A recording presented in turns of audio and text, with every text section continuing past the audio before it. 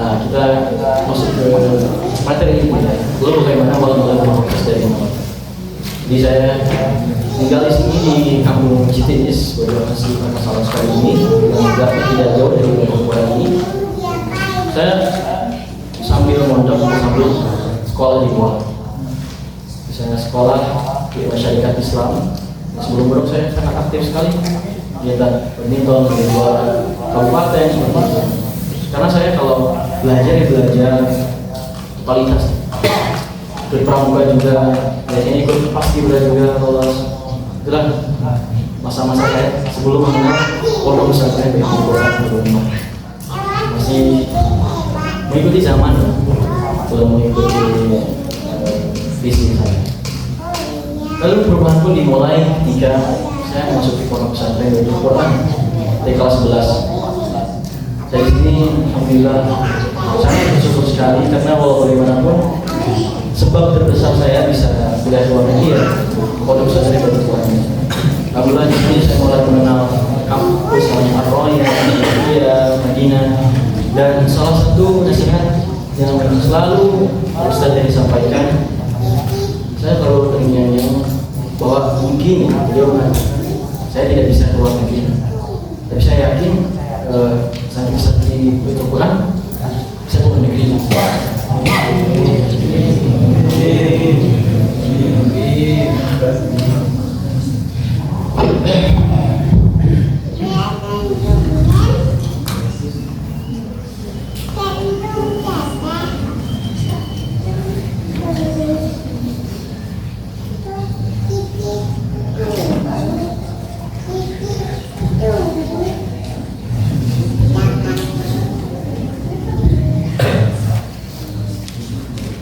Saya meyakini itu.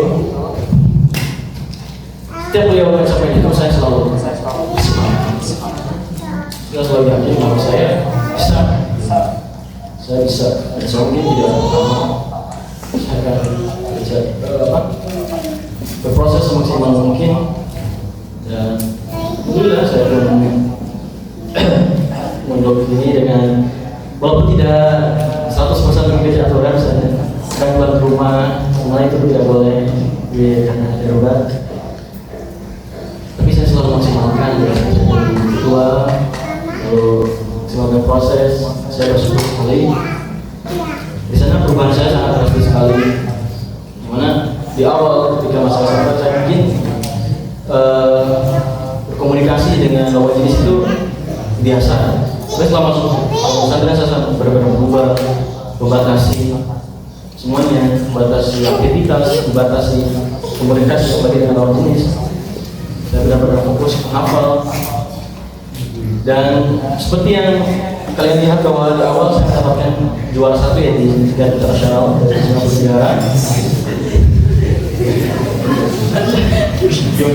Hadir kan? Ya, coba lah. Seperti yang sudah saya sampaikan bahwa akan ada banyak dokumen video foto-foto dan saya selalu menyimpannya dengan baik, foto-foto, dokumen, file-file yang saya simpan. Insyaallah.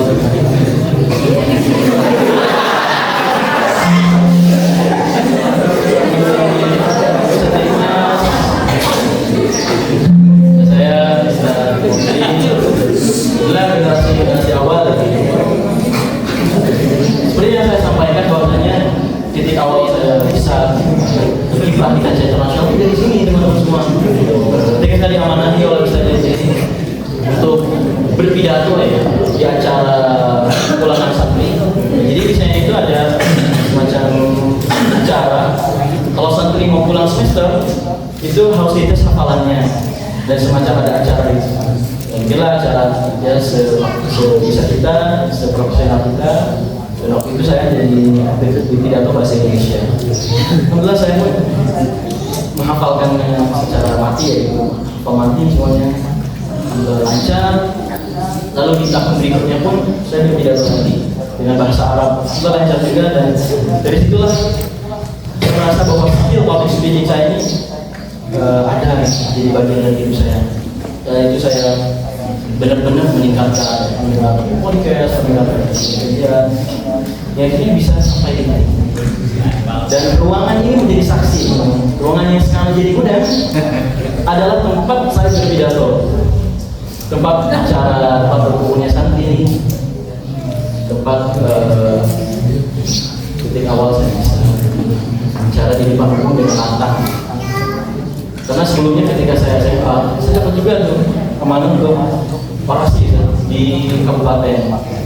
Cuman karena persiapannya kurang, tapi saya oke aja kesempatan. Maka saya di Sukabumi, tapi karena persiapan kurang, yang ketika saya dipanggil, saya cuma lupa di aja, pembukaan aja, saya buat pembukaan. Assalamualaikum. Saya minta sama Tri Gontor, ada yang Masya Allah dia jadi assalam, kalau modern. Saya waktu itu Pak, saya kalau saya ambil dapat kesempatan lagi yang sama dari Ustaz ini berpidato untuk saya maksimalkan dengan lancar, dan latihan lagi hingga saya bisa sampai. Itulah kita mau lihat foto Ustaz hari ini. Oke, next. Dan terlihat pun drastis ya. Akhirnya saya fokus Al-Quran, yang mana itu ikut musabaqah fahim Al-Quran di kecamatan, mendapatkan penghargaan juga dari sekolah. Lalu setelah lulus, saya lanjut ke Tiba Arwaya sambil Madinah. Singkat cerita, saya datang ke Arwaya dengan semua, dan Arwaya saya berkatakan kampus yang pelajaran bahasa Arab dan Indonesia salah satunya kampus sistem asrama yang ini peraturan seperti pondok pesantren, persis mirip seperti pondok pesantren, cuman jenjangnya sudah mahasiswa. Gak ada tuh yang namanya di buku, di tempat, gak ada, cuman itu tempatnya istirahat kesadaran ini gaulnya HP yang pula satu sekali dan suara semua.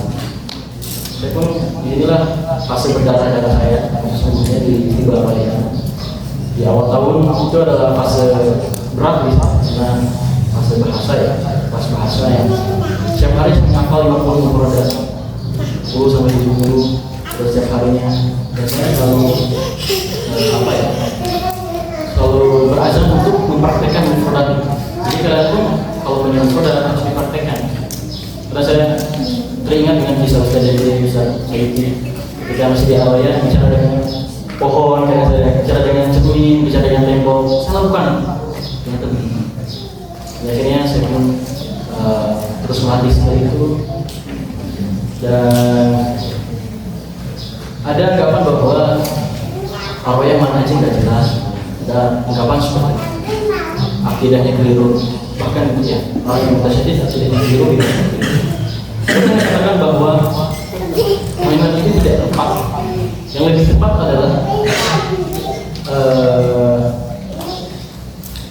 berafiliasinya tidak jelas, karena orang ini menerima semua kalangan ada ulama diterima, yang diterima, proses diterima, semua diterima. Jadi sesudah itulah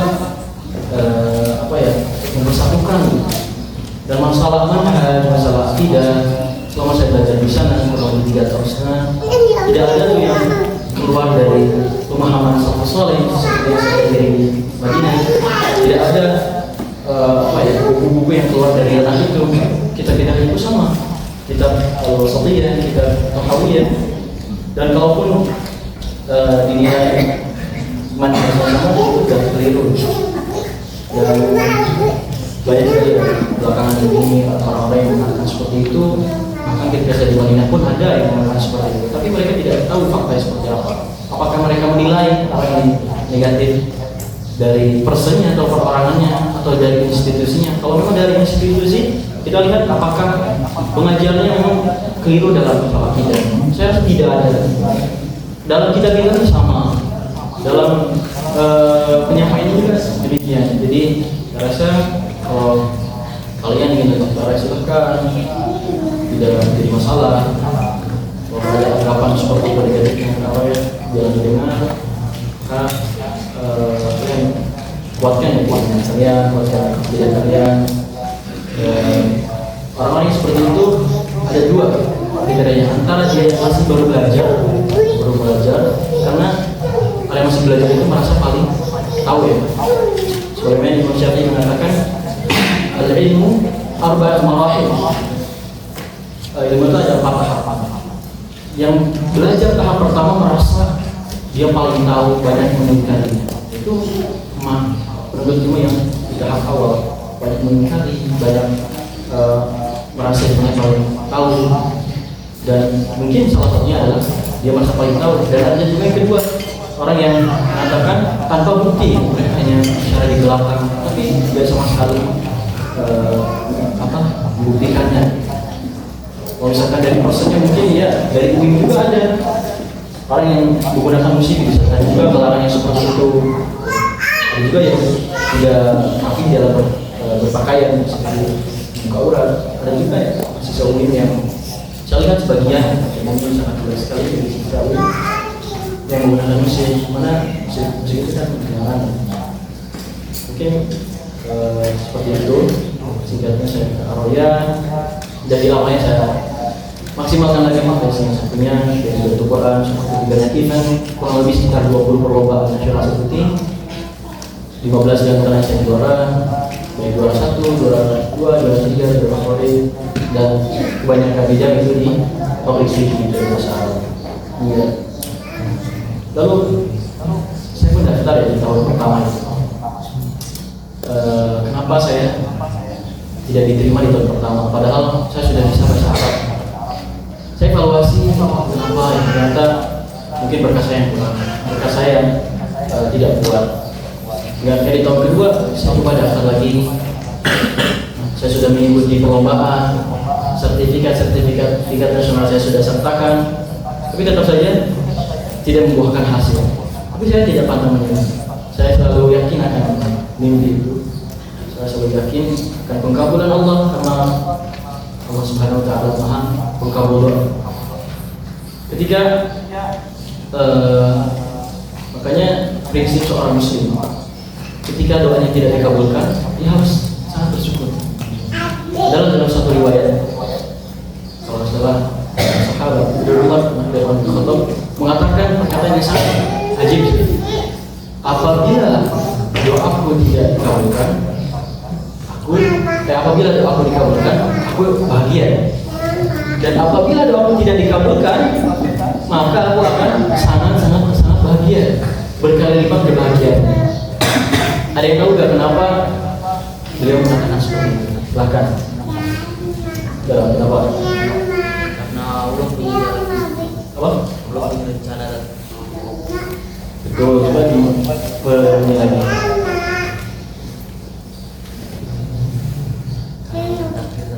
Ya mana? Allah punya rencana. Ya betul sekali. Silakan. Yang penting saya nggak harus punya sesuai dengan apa yang saya inginkan, tapi kalian berani menjawab, berani maju ke sini, itu suatu hal yang membahagiakan saya. Karena dengan majunya ke sini, saya sudah menunjukkan keberaniannya, menunjukkan ingin suksesnya seperti itu. Bagi saya jawaban sempurna itu tidak harus, cuman nilai keberanian kalian. Kamu mau buat apa? Benar. Ini aja ya, saya kasih dua Malaysia ya. Jadi seperti itu. Jadi maksud dari perkataan tadi adalah ketika doa saya dikabulkan, saya bahagia. Dan ketika doa saya dikabulkan, maka saya sangat bahagia. Artinya yang pertama itu adalah keinginan saya, dan yang kedua adalah keinginan Allah. Dan saya yakin pilihan Allah adalah terbaik. Nah, ketika kalian dalam proses belajar, pendaftaran, gagal percobaan pertama, kedua, ketiga, nggak apa-apa, coba. Bahkan ada satu kisah teman saya dari Rusia, itu sampai gagal berapa kali? 10 kali. Universitas Islam Madinah. 10 kali saja. Jadi kita di Indonesia kebanyakan 3 kali dan ada juga yang di Indonesia ada juga sampai 5 kali. Tahun kelimanya baru terima. Jadi jangan pantang menyerah, terus coba. Dan saya tidak hanya ke kampus Madinah ya, sempat ke Dubai juga, ke Mukuro, ke Jeddah, ya. Akhirnya saya terus evaluasi apa yang kurang, apa hikmah dibalik Allah menunda kesuksesan saya.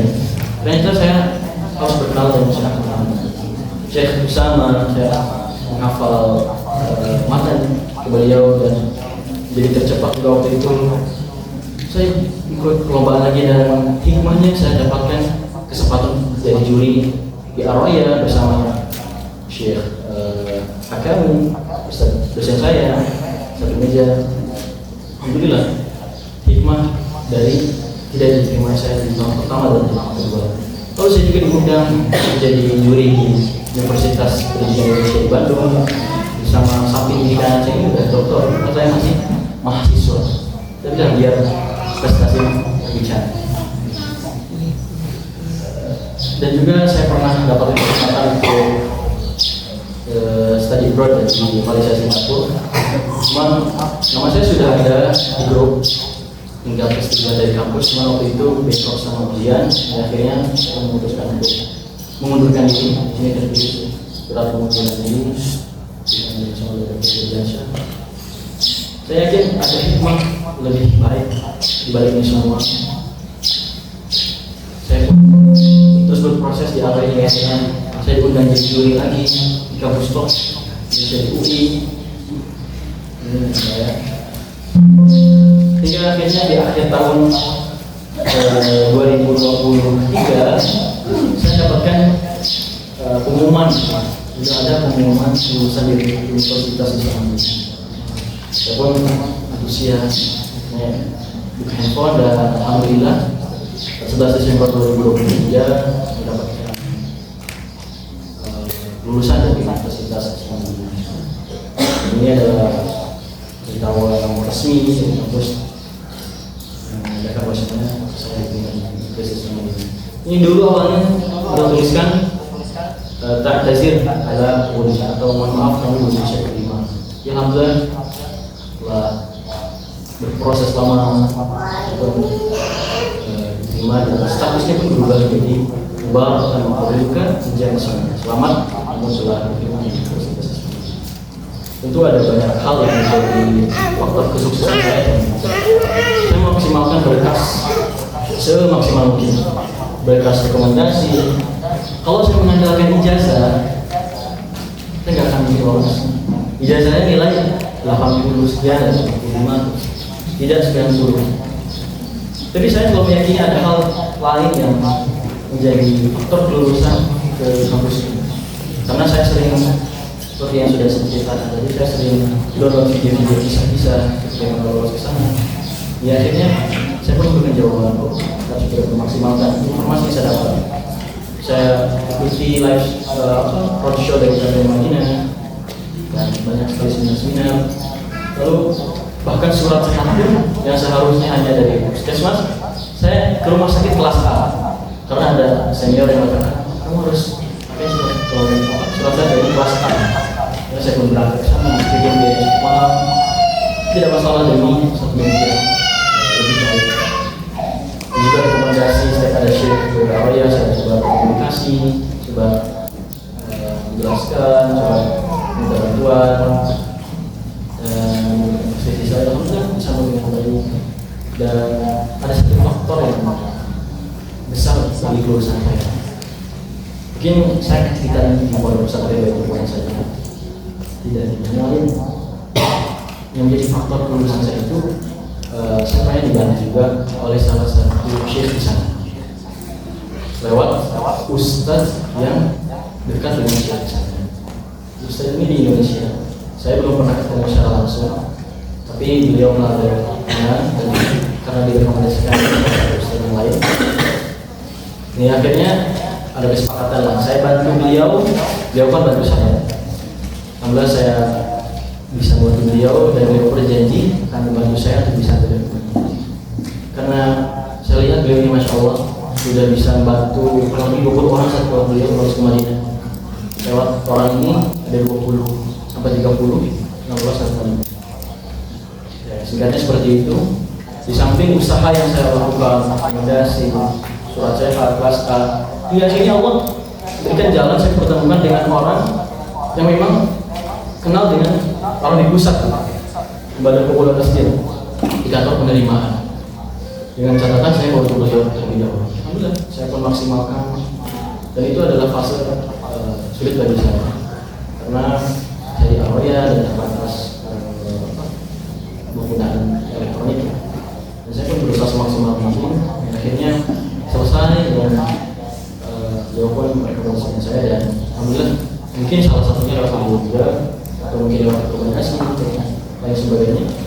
Akhirnya saya bisa lolos ke dalam tanda kutip mungkin orang dalam soal. Dan saya pun selalu berusaha sampai sekarang.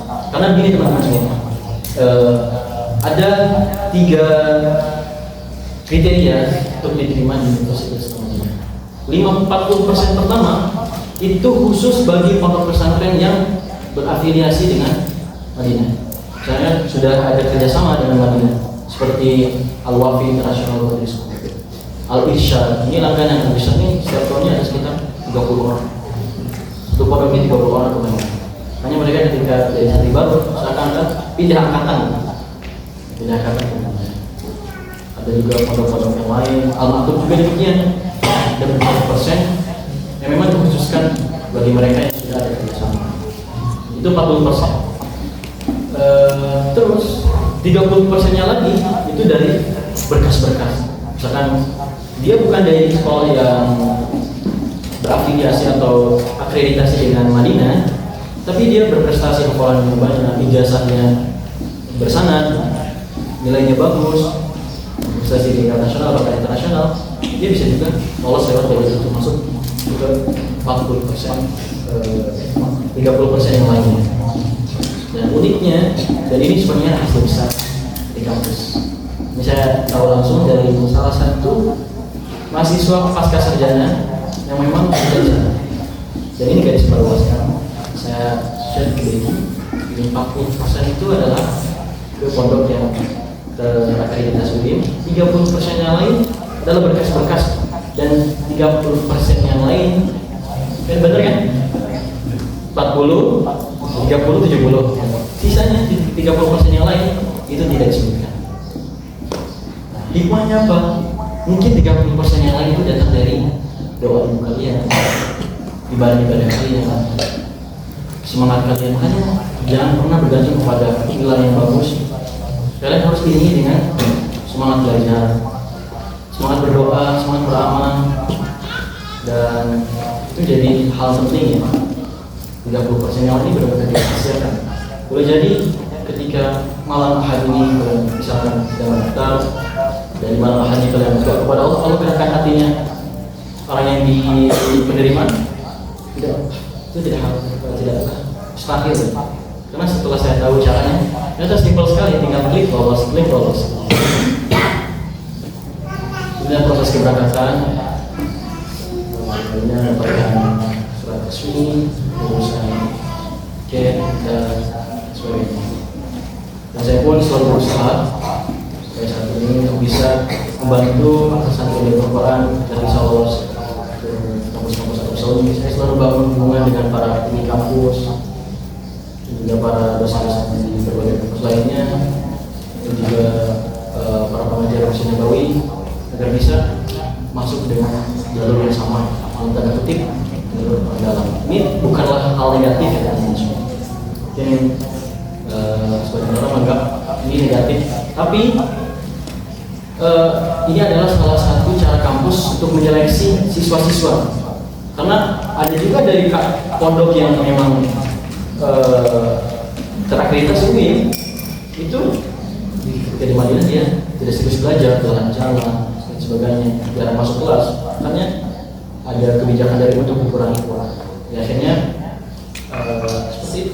Maka dengan adanya orang dalam ini, mudah-mudahan dia memang berprestasi. Alhamdulillah saya mendapatkan amanah ini dan saya menunjukkan keseriusan saya belajar. Alhamdulillah saya juga ada kampus. Saya tidak mengecewakan. Ya, kita lanjut. Jadi selain ini saya ingin menyarankan kalian, masih muda, dan saya sering katakan bahwa anak muda itu seperti matahari di jam 11 atau jam 12. sangat panas, sangat terik.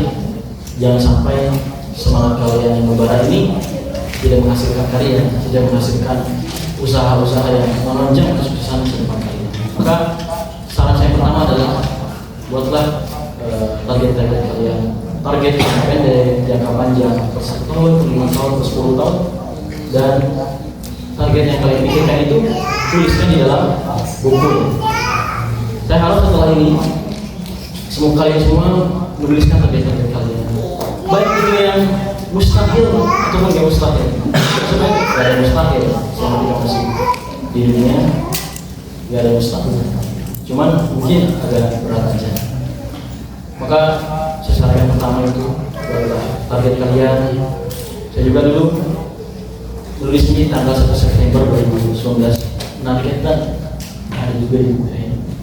Saya pengen hafal buku juz, pengen kuliah di Madinah, pengen haji umroh gratis, keluar gratis, dan sebagainya. Itu bermula dari mimpi-mimpi saya. Saya dulu mimpi bagaimana bisa keluar haji gratis. Sangat sulit bagi saya waktu itu, dan sangat kurang role model yang dekat dengan saya. Lalu saya juga pengen bisa lomba tingkat nasional. Bagi saya waktu itu saat menulis ini bisa enggak ya? Sangat sulit sekali. Tapi setelah saya menjalani proses perjalanan, oh ternyata semudah itu.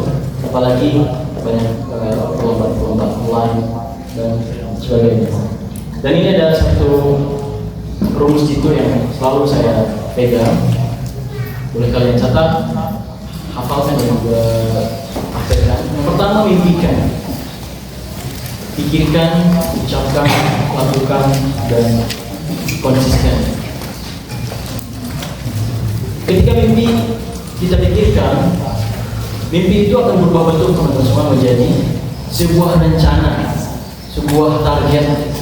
Maka dari awal saya sampaikan, kalian bermimpi saja, pengen ke Tiongkok, pengen jadi CEO. Jadi misalnya CEO yang sedang nyaman, jadi CEO ini masalah, jadi orang yang bermanfaat gitu. Dalam hal apapun yang penting bermanfaat bagi untuk masyarakat apapun untuk warga dunia. Mimpikan, pikirkan. Setelah kalian memikirkan, oh saya ternyata punya mimpi, pikirkan. Setelah kalian memikirkannya, akan terbesit dari pikiran kalian untuk meraihnya. Akan terjadi sebuah rencana. Oh saya harus bagaimana melangkah. Dan ketika kalian mengucapkannya, terus saya pengen keluar negeri dan melakukannya, itu akan berbentuk menjadi komitmen. Kalau mengucapkan secara akan jadi komitmen. Dengan sendirinya kalian akan terus melakukan aksi itu dengan konsisten. Dan ketika kalian melakukan target-target kecil kalian, pengujian kompani, menghafal Quran dan sebagainya, secara konsisten, maka itu menjadi kenyataan atau satu langkah lebih dekat dengan kenyataan. Ini seperti itu. Dan seperti yang sudah saya sebutkan tadi, saya sering menulis di Instagram tentang faedah-faedah berkas yang penting untuk bisa keluar negeri, disebutkan dalam paspor. Ya, saya baca mungkin banyak orang yang keluar negeri dan langsung berpikir tentang biaya besar, pesawat atau waktu keberangkatan yang belum pasti. Akhirnya negeri itu berhenti hanya karena terbentur mindset terlebih dahulu. Padahal pertama yang sesungguhnya tidak serumit itu. Cukup mulai dengan satu berkas kecil bernama paspor. Dengan paspor di tangan kita bukan hanya siap bepergian, tapi juga menanamkan mindset baru. Saya adalah warga dunia, bukan saya warga lokal atau kampung. Paspor menjadi simbol kesiapan dan api semangat untuk melangkah lebih jauh. Dan dari sinilah pintu kesempatan terbuka, dari mulai beasiswa, konferensi, lomba, pekerjaan, hingga pengalaman budaya. Semua berawal dari keberanian menyiapkan satu berkas ini di depan kampus. Terkadang kesempatan datang dari hal yang tak terduga-duga. Setelah lulus SMA, saya langsung membuat paspor untuk mendaftar beasiswa ke berbagai negara. Namun saya tidak langsung lulus dan langsung kuliah di Indonesia. Saya pernah dapat nasihat berharga dari Pak Anies Baswedan, Dia berkata, salah satu ciri utama seorang warga dunia adalah memiliki paspor. Bagi yang belum memilikinya, mulailah menabung dari sekarang. Ini nasihat untuk kalian semua. Tidak perlu bingung soal kapan berangkatnya, karena yang terpenting adalah menyiapkan diri sejak dini.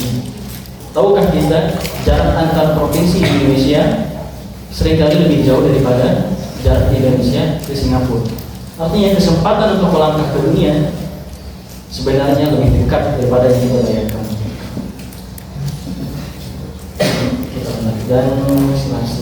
Dan kita belajar menjadi tuan rumah yang bijak diri sendiri sebagai tamu kehormatan dari orang lain.